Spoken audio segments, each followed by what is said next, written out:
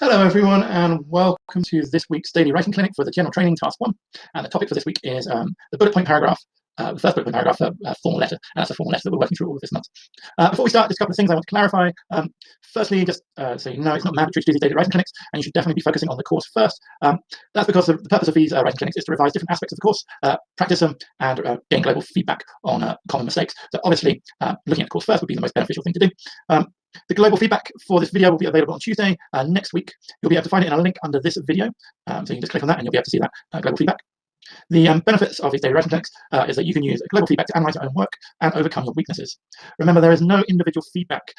If you're looking for individual feedback on your general task type 1, then that's the whole purpose of the correction service. So make sure you utilize the correction service to get more in-depth feedback on your own personal work through that.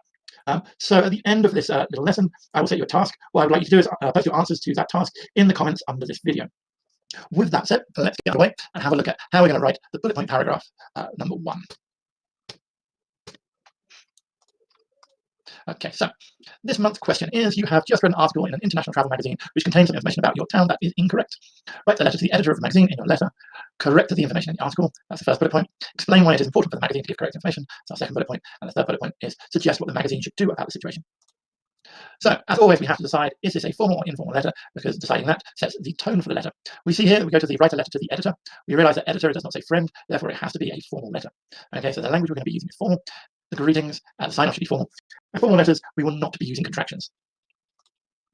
So, we always have to think, how long should a bullet point paragraph be? This is a very common mistake between students. So is it A, 20 to 30 words, B, 45 to 55 words, C, 60 to 70 words, or D, it doesn't matter as long as I answer the question? I'll give you a couple of seconds to think about that. And the answer is B. It should be between 45 and 55 words. Anything under that would be considered underdeveloped. If any of your paragraphs are underdeveloped, you would not be able to score above a band 6 task response. Anything over that is just you're writing too much, you're wasting very valuable time in the writing section of your IELTS, so it's a complete waste of your time, and it often leads to students writing information that is not relevant, which would also hurt your task response. So the most important thing here is to stay on topic. So can I talk about my opinion of their magazine? Remember, we're meant to be talking about correct the information in the article. So can I talk about my opinion of their magazine? No, this is not directly answering the question, so this would not be an appropriate thing to talk about. Can I talk about the mistake that they have made? Yes, I definitely need to talk about the mistake they've made, because we're going to correct the mistake, so we need to say what was wrong in the first place. So that is one area we're going to be looking at. So you've got to think of what possible mistake could someone have made about your town in a travel magazine. Then, can I talk about what the magazine should say? So again, yes, this would be relevant. So this is basically saying the correction, which is exactly what the question is asking you for. So these two things are definitely very important. You've got to point out what the mistake is, and you have to show what the correction should be. So B and C are definitely areas that we can talk about. Can I talk about why it's important not to make a mistake? Now, if you remember correctly, this is a second bullet point paragraph, and we shouldn't be mentioning the second bullet point question in the first bullet point paragraph. So no, I should not be talking about why it's important not to make a mistake. And can I talk about what the magazine should do? And again, no, this would be the third bullet point, and this is not something we're answering in this question. Remembering, we're wanting to answer the bullet points in order. So we're just sticking to topic, remembering to write the correct information in the article, okay? So here's an issue that some students have. Right? It's all about getting straight to the point. There is no need to introduce your idea. We don't need any flowery sentences at the beginning of your paragraph to introduce the idea. We're going to get straight to the point. So sentence 1 in this paragraph should state your main idea.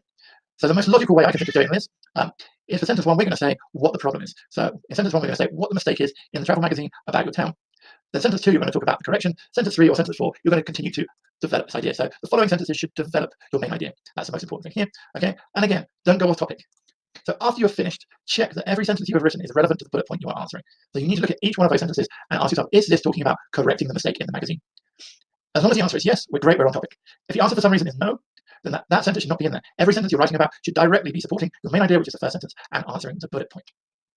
So this week's task is to write the first bullet point paragraph for this question. Okay, so remember the question is, you have just read an article in an international travel magazine which contains some information about your town that is incorrect. Write a letter to the editor of the magazine, and we're looking at bullet point 1. So in your letter, correct the information in the article. So that's what we're looking at for this week's task.